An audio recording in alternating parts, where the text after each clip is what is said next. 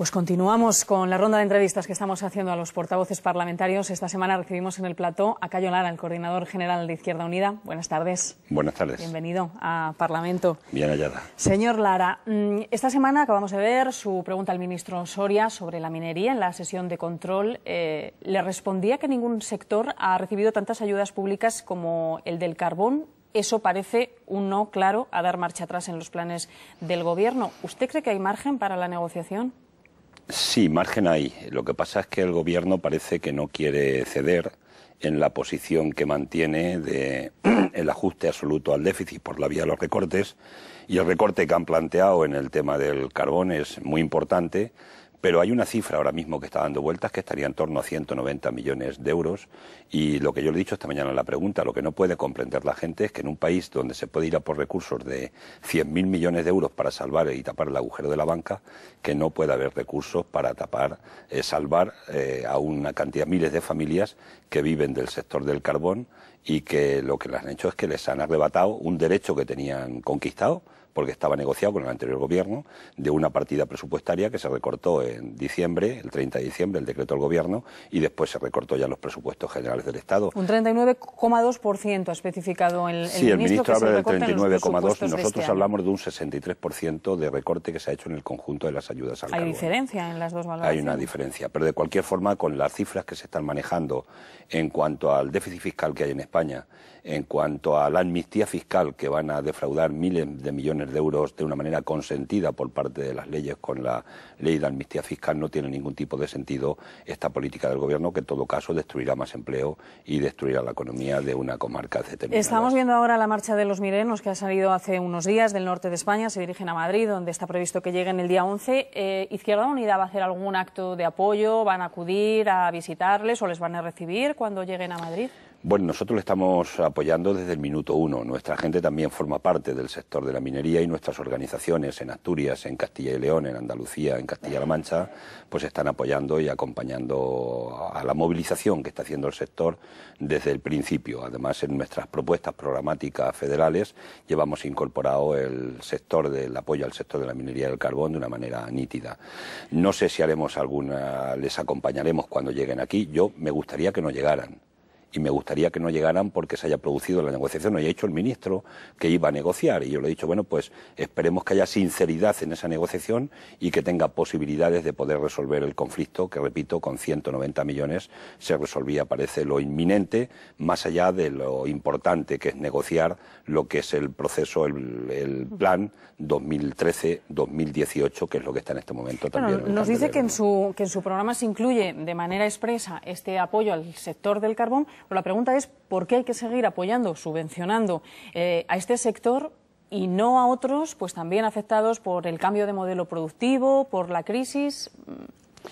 Yo creo que por muchas razones, pero la primera es porque la gente tiene que comer. Porque aquí hay el proyecto y el plan 2006-2012, lo que venía a decir es que si se hace una reconversión de la minería completa, tienen que generarse en alternativas para que la gente no tenga que emigrar de sus zonas, porque no tienen otra salida si no se buscan esas alternativas. Por tanto, dinamizar la economía productiva es la que tiene que, y generar empleo es lo que se debería haber provocado en este periodo de tiempo que ha habido, para ver de alguna manera, repito, no podemos destruir sectores de la economía española sin generar alternativas. Y esa es la parte que ha faltado y que falta en el sector de la minería del carbón, que, repito, estaba dentro de los compromisos contraídos. Que durante estos 20 años que el sector ha estado recibiendo ayudas públicas, ese dinero no ha sabido invertir bien, si ahora estamos llegando a esta situación y los mineros efectivamente reclaman su pan de cada día, ¿no?, su puesto de trabajo. Sí, el funcionamiento, de hecho, el gobierno acusa al gobierno anterior de que no han ajustado bien los planes, de que no se han cumplido bien con los planes de desarrollo, de que ha tenido también políticas de recorte, especialmente en el 2010 y el 2011, y es cierto, porque cuando se empieza a la política de recortes y de ajuste duro ya se toca el sector de la minería y del carbón, pero lo cierto es que lo que han fallado son las políticas gubernamentales en este sentido, y por tanto, pero que hayan fallado no significa de que no se tengan que intentar de recomponer. Este gobierno tiene la responsabilidad de resolverlo, y en cuanto al carbón es un sector estratégico, porque alguna gente habla de rentabilidad. Es más barato importar carbón de fuera, y entonces, pero eso que a cambio también de acabar con los puestos de trabajo en España, entonces que cuál es la dinámica que tenemos en nuestro país. Seguir alimentando la posición de 5,5 millones de parados, seguir alimentando la recesión, seguir alimentando una situación que además nos lleva ni tan solo a controlar el propio déficit, porque se están cada vez habiendo más desajustes en las propias cuentas públicas. Hoy acabamos de conocer un dato de que ya ha superado el gasto en España, el déficit en España en este momento, en 6 meses que llevamos, ya está casi acercándose al 3,5% de déficit que tienen que tener las cuentas del Estado. Es decir, estamos en una política negativa y, por tanto, solo hay un camino, el camino que venimos defendiendo desde nuestra organización, desde que empezó la crisis, que lo que se tiene que potenciar es el control del déficit por la vía de mayores ingresos, pero desde luego invertir en la economía productiva, en la generación de empleo. Enseguida vamos con la economía, enseguida yo le voy a preguntar además cuáles son las propuestas que hace Izquierda Unida, las propuestas concretas, pero antes le cambio el tercio. Cayo Lara, va a hacer 4 años que se hizo con el control de Izquierda Unida, de la coalición. En las primeras elecciones generales obtiene 11 diputados. Esa noche le oímos comentar, llega la alegría al casa del pobre, y aún así, según sus cálculos, con otra ley electoral, Izquierda Unida tendría en este momento en el Congreso 14 representantes más, si no me equivoco en la cifra. ¿Va a insistir en esta legislatura en reclamar esa eterna lucha suya de pedir la reforma de la ley electoral? Sí, porque es un elemento que forma parte de la democracia representativa, y nosotros que además queremos que se avance sobre todo en la democracia participativa, que es el elemento fundamental, en un país y en un momento que nuestra democracia está secuestrada.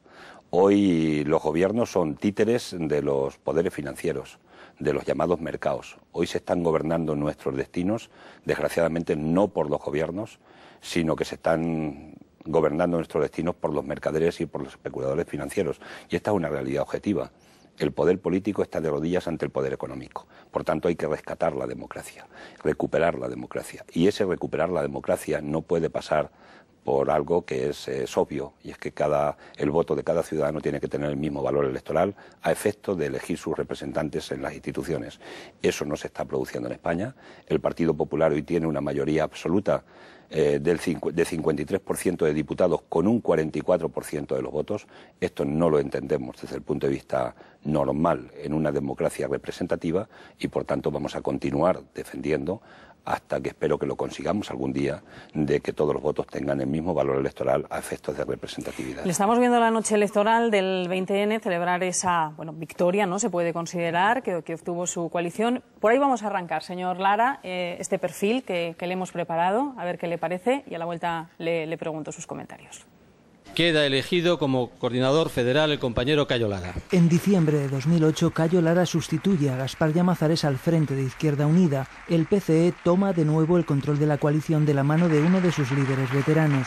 Cayo Lara tiene 60 años, de profesión agricultor. Ha cultivado remolacha y melones en los campos de La Mancha.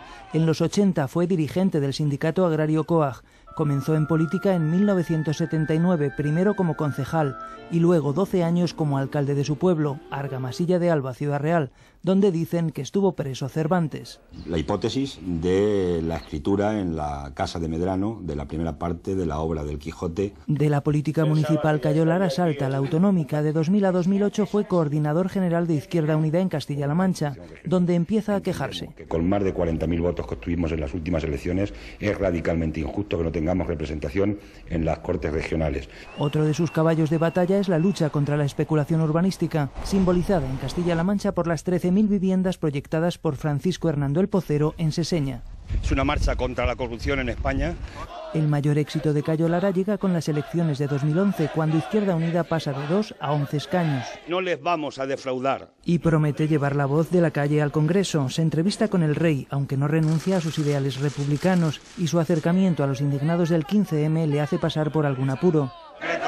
Y que se están oponiendo a... Mantiene diferencias con sus compañeros en Extremadura por dejar gobernar al PP y se felicita del gobierno de coalición PSOE-Izquierda Unida en Andalucía. La ola azul se ha estrellado en Despeñaperros. Y como buen militante comunista sigue defendiendo la nacionalización de la banca y esta idea. Conquistar el poder, porque ese y no otro es el único camino. Bueno, Cayo Lara, un agricultor de Argamasilla de Alba, ¿qué sería lo primero que haría si fuera presidente del gobierno para que salgamos de este agujero en el que estamos y del que tantísimo nos está costando salir? Bueno, lo primero quiero hacer una apreciación, ¿no? Yo soy una persona de pensamiento colectivo, ¿no? Creo poco en las individualidades, creo en la gente, creo en los grandes movimientos y, por tanto, todo el trabajo que hemos hecho en Izquierda Unida en este tiempo es un trabajo colectivo de todos y de todas, ¿no? En la parte personal, si yo fuera presidente del Gobierno y tuviera que adoptar una medida o unas medidas de manera inmediata, la primera medida sería poner un plan urgente de empleo, y especialmente para la gente que no tiene cobertura en este momento de subsidio ni de prestación. La segunda medida inmediata sería la suspensión de todos los desahucios de la gente que no puede pagar la hipoteca y las están echando de sus casas. Y acompañada de estas dos medidas, como para la primera sobre todo hace falta recursos, sería un plan de lucha contra el fraude fiscal, que en España es inmenso, para podernos dotar de recursos suficientes para abordar a partir de ahí políticas de inversión en la economía productiva y de generación de empleo. Creo que sería el eje en el que pivotarían las primeras medidas en una hipotética presidencia del Gobierno. No sé si con esos ingresos sería suficiente para poner en marcha las iniciativas que nos plantea. En cualquier caso, la situación que está sufriendo la economía ahora nos dicen es por una falta de confianza, de solvencia en nuestras cuentas, en nuestro Gobierno, en nuestros bancos. Esos 60.000 o hasta 100.000 millones que nos va a prestar Europa para los bancos, ¿usted confía en que los notemos? ¿Cuándo? Porque se hizo el anuncio, se puso la cifra, se ha pedido ya formalmente por carta, seguimos sin notar nada. Nuestra deuda y nuestra prima de riesgo sigue disparada. ¿Cuándo confían, Cayo Lara, que eso se va a notar, que lo vamos a ver? Sí, en la primera parte dos consideraciones. Sí. La primera, el fraude fiscal en España está en torno a los 90.000 millones de euros, según los datos que da la agencia tributaria, técnicos de la agencia tributaria. Por tanto, con eso habría dinero suficiente combatiendo el fraude fiscal y con unas reformas fiscales progresivas para poder controlar el déficit y tener recursos para ir a la economía productiva, inversión productiva del Estado, generación de empleo, etcétera. La segunda cuestión, los 100.000 millones, los 62.000 o la cifra que finalmente se vaya a poner es para tapar agujeros que han hecho las entidades financieras en España porque han estado jugando a la economía especulativa del ladrillo. Y, por tanto, esto ha fracasado. Y ahora con ese dinero se pretende tapar esos agujeros. ¿Para qué va a servir esto? En mi opinión no va a servir para meter dinero a la economía productiva y a los créditos. Porque la banca española ha ido ya por 320.000 millones de euros al 1% al Banco Central Europeo y no se ha dinamizado la economía productiva. Por tanto, esto va a servir para tapar los agujeros, pero como se va a hacer por la vía de recurso ya público que asume el Estado, lo que nosotros defendemos es que se nacionalicen todas las entidades en las que se ponga recurso público. De tal manera que desde ese punto de vista, pero sirva para que pueda fluir el crédito de verdad a la economía productiva y con condiciones sociales. Pero por esas condiciones quiero preguntarle, desde el Gobierno, a ver qué se cree usted, pues desde el Gobierno nos dicen que no hay condiciones macroeconómicas en cuanto a España, Estado, que sí serán aplicables solo a los bancos que pidan esa ayuda, pero el comisario Almunia recuerda que las recomendaciones europeas son de obligado cumplimiento y voy al IVA. Ustedes que defienden la subida de impuestos como una de las vías para salir de la crisis y parece que lo siguiente que va a ocurrir es que el Gobierno subirá el IVA. ¿Ahí Izquierda Unida está de acuerdo? Sí, yo amplío un poco de anterior, pero unos segundos, ¿no? Nosotros proponemos la nacionalización, banca pública, y proponemos que se supriman automáticamente todos los desahucios en todas las entidades donde se pone dinero público. Y además banca pública para quedarse, lo que no queremos es que se sanee la banca y después se devuelva al sector privado para que el sector privado continúe por el camino tan negativo que ha tenido. Y la segunda cuestión, ¿hay condicionalidad? Que es la pregunta, sí o no. Nosotros pensamos que hay condicionalidad. El Fondo Monetario Internacional, y estamos hablando de rescate a la banca, ya ha dicho dos cosas. Dijo que había que subir el IVA y dijo que había que bajar los salarios. Pero cuando el Gobierno de España pide que se amplíe hasta el 2014 el techo del 3% del déficit, también aparece la Unión Europea pidiendo 4 condiciones. Y en las 4 condiciones es que hay que acelerar el proceso de retraso de la edad de jubilación, es decir, hay que hacer recorte en la jubilación, planteó que había que aumentar el IVA, plantearon que había que tocar los fondos de desempleo y plantearon que había que tocar los salarios. Por tanto, todo esto son recomendaciones. Almunia tiene razón, no son recomendaciones, son condicionantes, que no los quiere presentar el Gobierno ni reconocer como directos por el rescate de la banca, pero están íntimamente ligados con el rescate de la banca. Sí, que es ¿Pero lo por siguiente qué? Que vamos a Porque ver. el Estado es el que asume la deuda. porque el 10% del Producto Interior Bruto que asume más de deuda el Estado con ir a por estos 100.000 millones de euros, evidentemente es un incremento de deuda y por tanto exige más condicionalidad por la misma regla de tres que se ha planteado lo del tope de déficit en España, que lo han llevado hasta la propia Constitución española. Es decir, que le hemos garantizado con el acuerdo del PSOE y el PP, cuando se modifica la Constitución española, el artículo 135, lo que les dice, y se pone en ese artículo, es que primero vamos a pagar la deuda y los intereses a los bancos antes que las necesidades de bienestar social que tengamos en el país. Voy Esto es gravísimo. Voy a los recortes. Le hemos escuchado en todos los discursos posicionarse abiertamente en contra, incluso encabezar alguna manifestación que protesta por esos planes de ajuste que está sufriendo el ciudadano. Recortes en el estado del bienestar, nos acaba de decir. Sin embargo, en Andalucía, señor Lara, Izquierda Unida sí apoya ese plan de ajuste para este año con el objetivo de ahorrar 750 millones y que además implica una rebaja en el sueldo de los funcionarios. ¿Por qué sí vale en Andalucía lo que no le vale al resto del Estado? Aparece como una contradicción, efectivamente, en la organización, ¿no? Porque nosotros estamos contra la política de recortes y de ajuste duro. En Andalucía lo que se decide de manera democrática por la organización, y nosotros lo respetamos en su soberanía, es que quieren entrar a formar parte del gobierno. Y a partir de ahí, la imposición que se está haciendo de aplicar el 1,5% del déficit en todas las comunidades autónomas, en Andalucía se tiene que aplicar, se quiera o no se quiera. Es una imposición que está haciendo el Gobierno de España. ¿Qué hace nuestra gente en el Gobierno de Andalucía? Pues que, por ejemplo, allí no va a haber despido de trabajadores. Se ha puesto en marcha la comisión de investigación por el caso de los ERES, que es importante. No se va a ampliar el número de alumnos en las aulas, pero finalmente llegan a la política de recortes y no van a tocar a los que cobran menos de 1.000 euros netos en esa política de ajuste, pero sí van a tocar ajuste en el personal de las administraciones públicas en un porcentaje determinado porque no tenían otra vía, en lo que nos cuentan, para poder tomar una decisión diferente. Pero sí quiero hacer un matiz importante. Los gobiernos autónomos no tienen capacidad normativa para hacer reformas fiscales importantes, progresivas, ni luchar contra el déficit fiscal que hay en España. El Gobierno de España sí lo tiene. El señor Montoro sí tiene capacidad normativa en su gobierno para hacerlo. Por tanto, lo que ha hecho es que en lugar de combatir por esa vía mayores recursos y aplicar menos ajustes en las comunidades autónomas, el Gobierno se niega y va e impone los ajustes a las comunidades autónomas. Y además de manera desproporcionada. ¿Por qué se le aplica el 1,5% de déficit a las comunidades autónomas y el Estado se pone un 3,5% cuando las comunidades autónomas están gastando el 37% del conjunto del gasto nacional y especialmente en sanidad, educación y bienestar social? Y el gobierno solo... Hay quien dice que es porque también han gastado más de la cuenta en estos No es verdad, años. han gastado, lo que ha habido es menos ingresos a las comunidades autónomas. Lo que se ha hundido son los ingresos, por el estallido de la burbuja, por haber hecho rebajas fiscales más a los más ricos en nuestro país, por haber suprimido los impuestos de patrimonio, por haber bajado el impuesto de sociedades, por haber incorporado la SICAP, es decir, toda la política de reducir las arcas de la hacienda pública, de desfiscalizar el Estado que han hecho los gobiernos anteriores y que este gobierno continúe en la misma línea, es lo que ha provocado que haya menos recursos en la hacienda del Estado y por tanto menos transferencias a las comunidades autónomas. Y aunque es cierto que ha habido despilfarros en determinadas comunidades autónomas, con aeropuertos, con autopistas que no eran necesarias, paradas de trenes donde no suben viajeros, del AVE, es decir, ha habido despilfarros importantísimos, nosotros negamos la mayor. Lo que le están recortando en este momento a las comunidades autónomas son recursos para que no puedan cumplir con las competencias que tienen asignadas en cuanto a atender la sanidad, la educación y los servicios sociales. Tenemos que avanzar, señor Lara. La semana pasada les vimos acompañar al Congreso a dos activistas saharauis para pedirle al Gobierno que intervenga en el conflicto. Han presentado en lo que llevamos de legislatura varias iniciativas en ese sentido. También proponen que haya un referéndum, monarquía-república. ¿Es este un momento oportuno para plantear esta consulta? Lo digo por los costes que conlleva. Nosotros hemos defendido desde siempre que cuando defendemos una democracia en un país, pues parece que la defendemos para todos los estamentos del Estado, ¿no?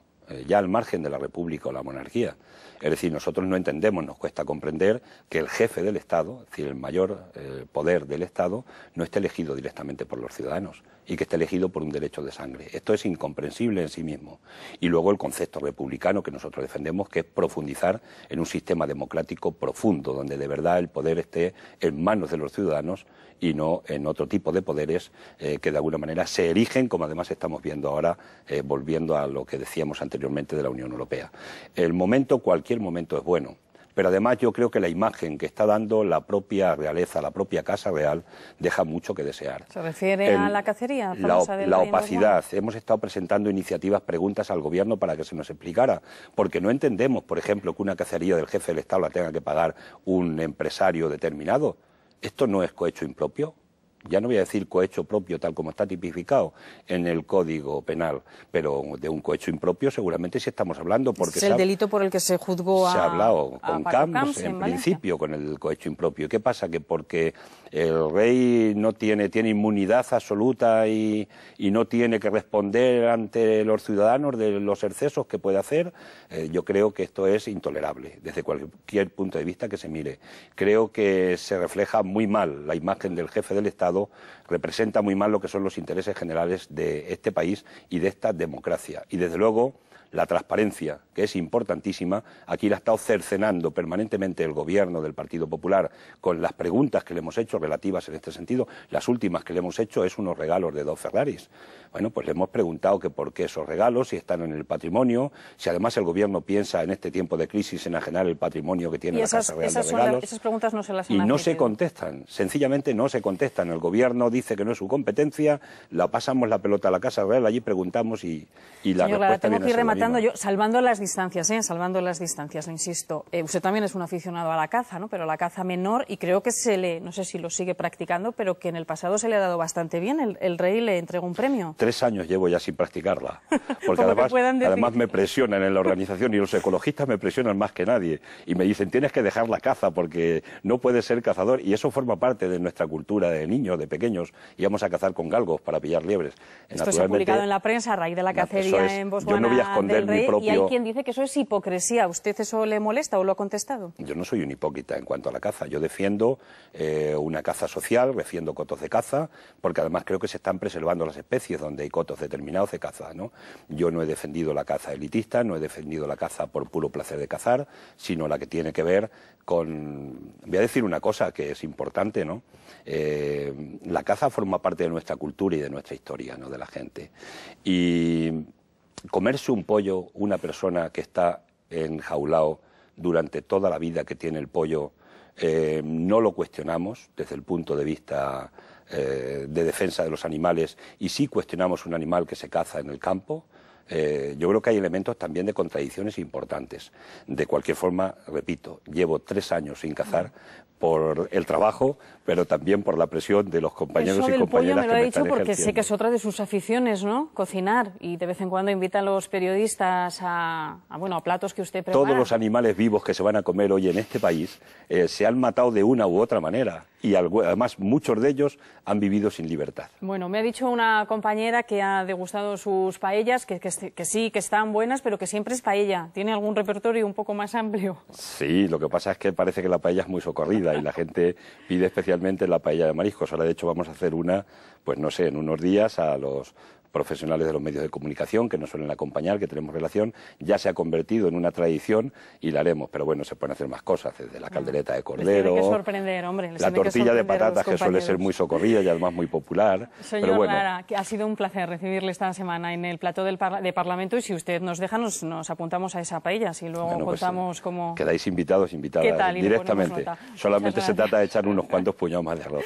Muchas gracias, señor Lara, por acompañarnos en Parlamento. A vosotros. Un placer.